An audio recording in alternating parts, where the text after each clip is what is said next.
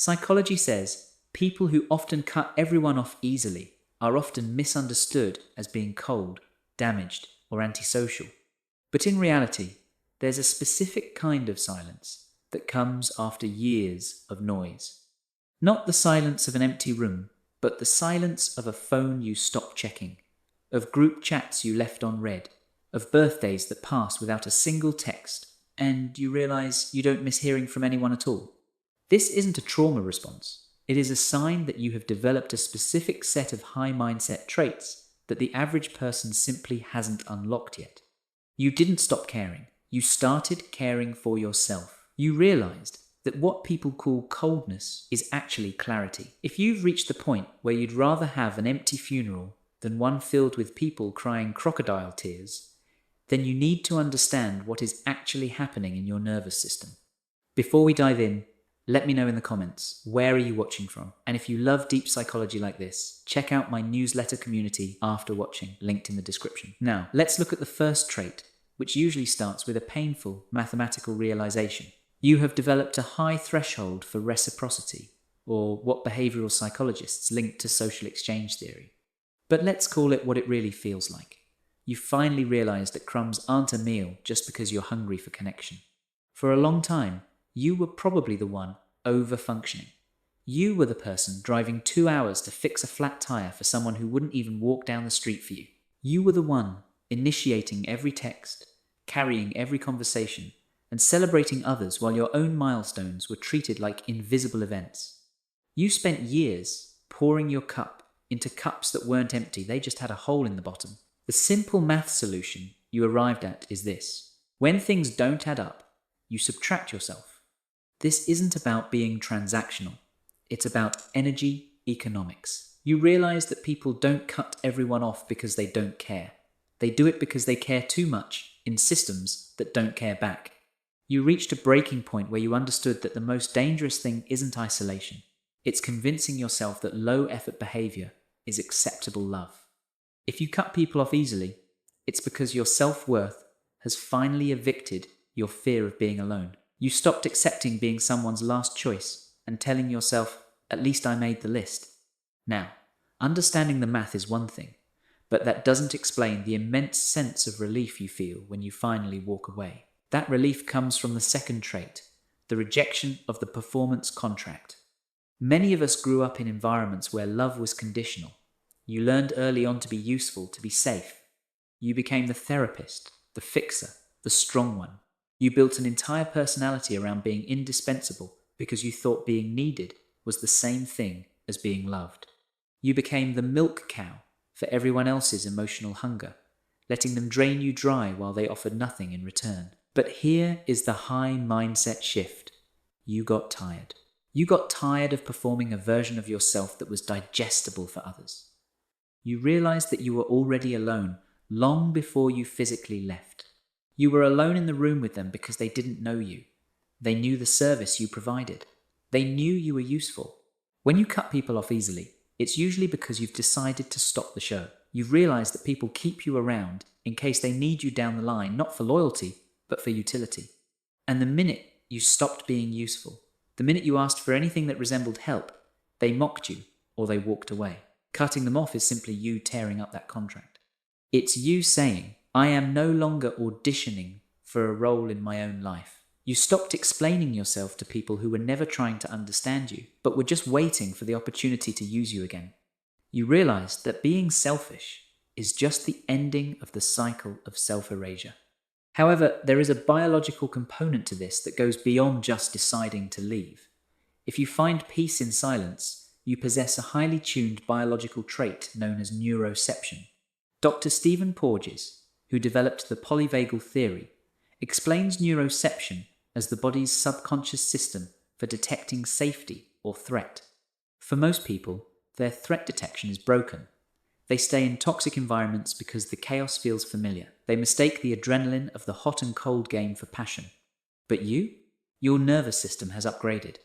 You've started to realize that your body rejects people before your mind does. You might feel drained, anxious, or physically heavy around certain friends or family members. That is your biology screaming at you. You learned a profound truth. Isolation isn't the opposite of connection. It is the absence of rejection. It is the absence of having to decode mixed signals. When you cut people off, you aren't being mean. You are regulating your nervous system. You are choosing a regulated state of peace over a dysregulated state of chaos. You've discovered that the silence in your house feels like peace, not loneliness. You're baking cookies. You're reading books. You're sleeping like a baby. Why? Because your body knows it's safe now. You aren't isolating. You are incubating. You realize that being alone is better than being lonely with the wrong people. This leads us to a trait that often gets confused with cynicism. People might tell you, you're too judgmental, or you don't give people a chance. But the truth is, you have developed elite pattern recognition. It's not cynicism, it's data. You've seen this movie too many times to sit through it again hoping for a different ending. You know the pattern of the slow fade. You know the texture of a one-sided friendship. You recognize the "I've been so busy" text for what it is, a soft rejection. You spot the red flags in the first 15 minutes of a conversation. In the past, you gave the benefit of the doubt until you were emotionally bankrupt. Now, you realize that action is the currency that buys credibility. And when the words and actions don't align, you don't stick around to ask why. You just disconnect. This is a high intelligence trait. It means you trust your perception of reality more than you trust their potential. You understand that you can't afford to keep giving your energy to people who don't reciprocate it or appreciate what you bring to the table. You don't need closure conversations. The disrespect was the closure. The silence is the answer. Abandonment hurts less when you are the one who initiates it. At least this way, you saw it coming. Now, recognizing patterns helps you avoid the bad. But what are you actually looking for? This brings us to the fifth trait. You value depth over width. There is a powerful sentiment shared by those with this mindset. I'd rather an empty funeral than one filled with people crying crocodile tears. We live in a culture that treats people like collectibles. The more friends you have, the more successful you appear. But psychology points to Dunbar's number, which suggests our brains can only maintain about 5 close, stable relationships and maybe 150 acquaintances. If you cut people off easily, it's because you are correcting the imbalance. You realized you had 50 acquaintances and 0 friends. You realized that having neighbors, co-workers, and friends from high school who drain you is an expensive way to live. You are practicing relational minimalism. You aren't antisocial. You are selectively social. You crave the deepness that is already in your soul. You want conversations that matter, loyalty that is tested, and presence that is real. If the table isn't serving peace, encouragement, and purpose, you'd rather eat alone. You have learned that solitude is not social failure. It is a choice to face yourself and your true nature without distraction. This next trait is the most misunderstood of all. People think you are holding a grudge. They think you are bitter. But the high mindset trait here isn't hate, it's indifference. Hate requires energy. Hate requires you to still be attached to the outcome. But indifference? Indifference is zen. When you cut someone off with this mindset, there is no drama. There is no big announcement on social media. You don't block them to get a reaction. You block them to protect your focus. It's a soft delete of the soul. You've learned that someone thinking you hate them is irrelevant. The reality is worse than that you just don't think about them. You've reached a state of acceptance. You accept them for who they are, and you accept that they cannot be who you need. This indifference is a shield. It's about protecting the small part of yourself that is still capable of trust by refusing to spend it where it won't be honored. You aren't punishing them. You are just done engaging in the hot and cold game. You've taken your player off the board. You realize that hating them destroys you, but ignoring them frees you. But perhaps the most profound trait is one that goes back to your childhood. You have stopped trying to earn your place. For a long time, you might have believed that if you just tried harder, cared more, or gave enough, they would finally show up for you. You thought your love could fix their inability to love. But the high mindset shift happens when you realize you cannot love people into respecting you. You gave up on relationships where you have to shrink, perform, or beg to be seen. You stopped normalizing relationships where you did all the emotional labor. You realized that you were spending emotional currency you didn't have on people who weren't even checking the balance. So when you cut them off, it wasn't an act of aggression. It was an act of self-preservation. It was you finally listening to that quiet voice that said, "This costs too much." You decided that you would rather be alone than be in a room full of people and feel invisible. You realized that you were already surviving on your own, emotionally speaking. So making it physical just made the reality match the feeling.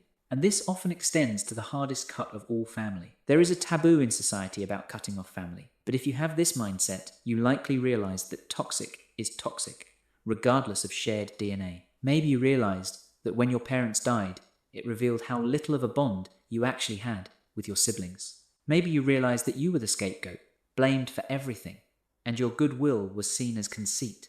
You cut them off because you realized that just because they are blood doesn't mean they have the right to bleed you dry. You decided that you wouldn't let family be an excuse for invalidating your every word and feeling. You chose to be the one who breaks the cycle, even if it meant walking away alone. So, let's reframe this entire narrative.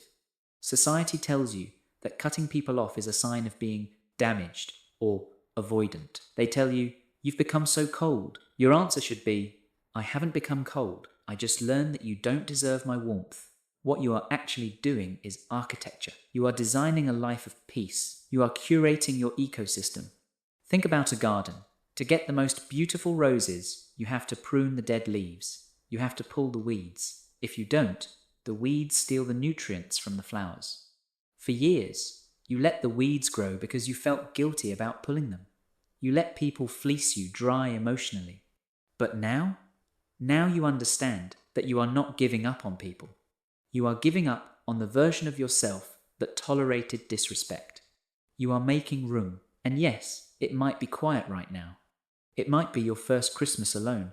It might feel strange to have no weekend plans. But that space is where the new, right people will eventually enter. And until they do, you are in the best company you could possibly ask for, your own. You aren't crazy for wanting peace. And you aren't wrong for walking away to find it. You are simply waking up. If this video validated the silence you've been feeling, leave a calm emoji face in the comments to show that you are done accepting crumbs. And listen, if you want to understand the deeper psychology about yourself and how to rebuild your inner circle correctly, you need to join my newsletter, Psychology About You, in the description and pinned comments. I share only researched insights there that YouTube won't let me say.